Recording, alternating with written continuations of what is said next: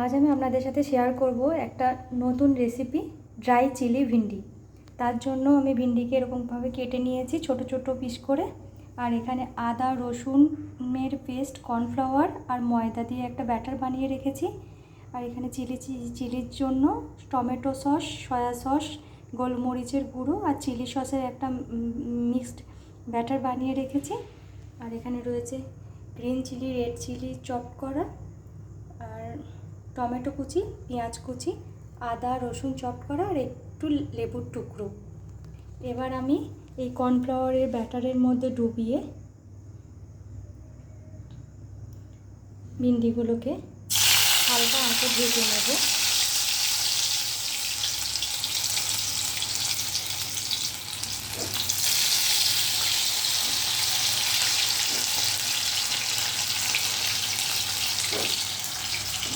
এরকম গোল্ডেন হওয়া অবধি ভালো করে ফ্রাই করে নিতে হবে। গোল্ডেন করে ভেজে উঠিয়ে নেব। তারপরে যে তেলটা বেঁচে থাকবে ওই তেলের মধ্যে দিয়ে দেব চপ করা আদা রসুনের টুকরো,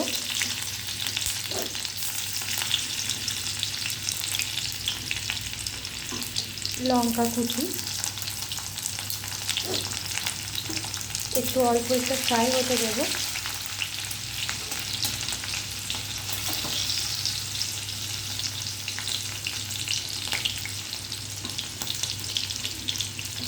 তারপরে এর মধ্যে দিয়ে দেব কিউব করে কেটে রাখা পেঁয়াজ কুচি,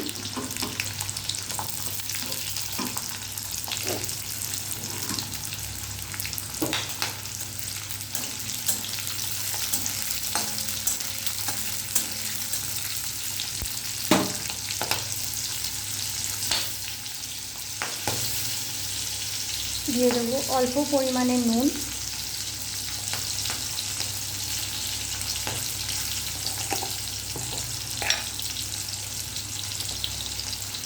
হলুদ গুঁড়ো,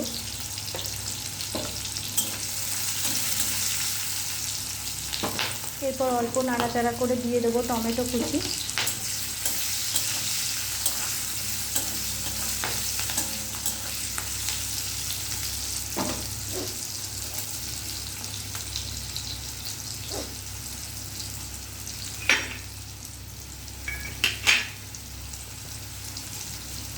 অল্প একটু ধনে জিরে গুঁড়ো,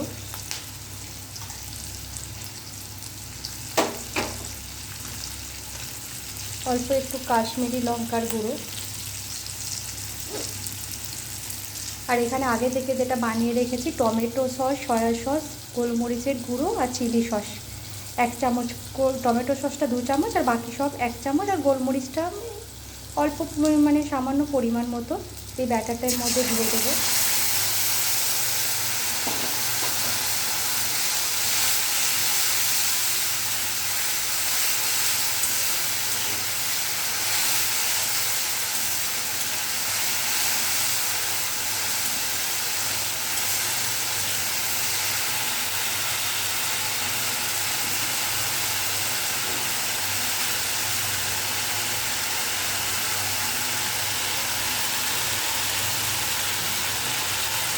এর মধ্যে দেবো সামান্য একটু জল,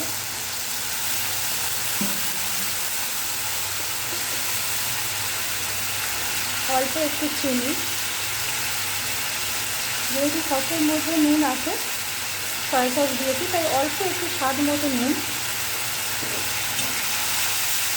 এবার এটা একটু ড্রাই হতে দেবো।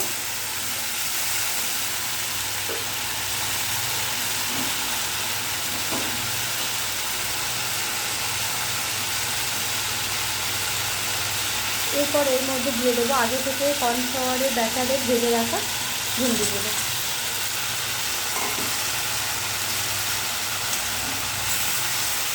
একটু গা মাখা হলে, বেশি আগে থেকে দেবেন না, কারণ ভিন্ডির মধ্যে একটা ল্যালানি জিনিস থাকে, তাই নামানোর আগে জাস্ট দিয়ে নাড়াচাড়া করে নামিয়ে নেবেন।